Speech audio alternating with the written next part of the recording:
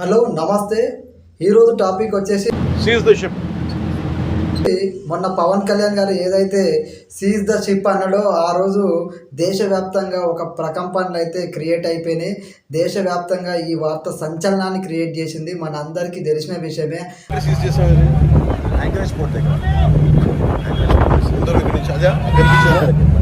అయితే కొంతమంది మాత్రం పవన్ కళ్యాణ్ గారు షిప్ను ఎప్పుడైతే సీజ్ చేసిండో అంత ముందుకే కలెక్టర్ సీజ్ చేసిందని చెప్పేసి మాట్లాడినరు. అయితే కలెక్టర్ సీజ్ చేసింది వాస్తవమే, కానీ కలెక్టర్ సీజ్ చేసిన తెల్లారే మళ్ళీ యథావిధిగా దాన్ని వదిలేయడం జరిగింది. నిర్లక్ష్యంగా ఉండడం జరిగింది. అధికారులు ఎవడొస్తాడు ఏం చేస్తాడని చెప్పి ఏదో అనుకున్నారు. కానీ పవన్ కళ్యాణ్ గారు పకడ్బందీగా అన్ని విషయాలు తెలుసుకొని ఆయన అడిగేయడం జరిగింది. పవన్ కళ్యాణ్ గారు ఏది పడితే అది తనకు తెలియని విషయంలో అసలు ఆయన అడుగేయడు. అన్నీ తెలుసుకొని అవగాహనతో ఆయన అడిగేసిండు. అందుకే ఆ రోజు కేంద్ర ప్రభుత్వం నుంచి కానీ ఇంకా ఎంత పెద్ద రాజకీయ నాయకుల నుంచి ఒత్తిడి వచ్చినా సరే ఆ షిప్పును సీజ్ చేస్తానడు. గదే మాట మీద నిలబడ్డాడు. ఈ రోజున ఈ టాపిక్ మాట్లాడడానికి ముఖ్య కారణం ఏంటంటే, ఎవరైతే మొన్న ఏది పడితే అది వాగిర్రో అవన్నీ పక్కన పెడితే మళ్ళీ ఈ రోజున డిసిప్లినరీ కమిటీ ఒకటి వేసారు. ఆ డిసిప్లినరీ కమిటీ అనే దాంట్లో ఎవరెవరు ఉంటారు ఏందనేది ఒక్క నిమిషం మనం మాట్లాడుకుందాం. 5గురితో కలిపి పవన్ కళ్యాణ్ గారు ఎప్పుడైతే తనిఖీలు చేసారో దాని తర్వాత ఇప్పుడు జరుగుతున్న పరిణామాలు 5గురితో కలిపి ఒక డిసిప్లినరీ కమిటీని ఏర్పాటు చేసారు. మల్టీ డిసిప్లినరీ కమిటీ అంటారు దీన్ని.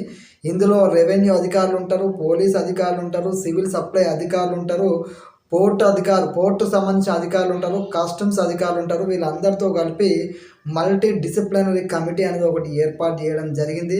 రేషన్ బియ్యం విషయంలో అధికారుల వైఫల్యం, అదేవిధంగా ఆ అధికారుల వైఫల్యం ఉందన్న దాని కారణంతో షిప్ను అయితే సీజ్ చేసినామని చెప్పేసి ఖచ్చితంగా చెప్తున్నారు.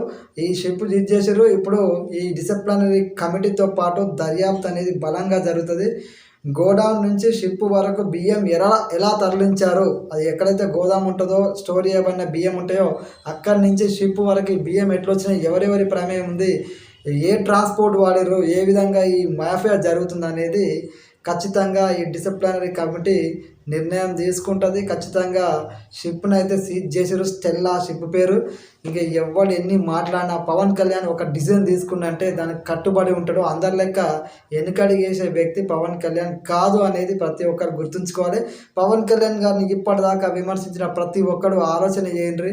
పవన్ కళ్యాణ్ అనే వ్యక్తి ఏది పడితే అది మాట్లాడు, ఖచ్చితంగా అవగాహనతోటి ఆధారాలతోటి ఆయన మాట్లాడతాడు అనే విషయాన్ని గ్రహించుకోండి. అంతేగాని నేనైనా మాట్లాడవచ్చు, మీరైనా మాట్లాడచ్చు, ఇంకెవరైనా ఏది పడితే అది మాట్లాడవచ్చు. కానీ ధర్మంగా మాట్లాడాలి, వాస్తవాలు ప్రజలకు తెలియాలి. ఇది ప్రజా సొమ్ము, మీ సొమ్ము ఉంటుంది. ఎవరైతే పవన్ కళ్యాణ్ గారిని విమర్శిస్తున్నారో వాళ్ళు కూడా ట్యాక్స్ కడతారు.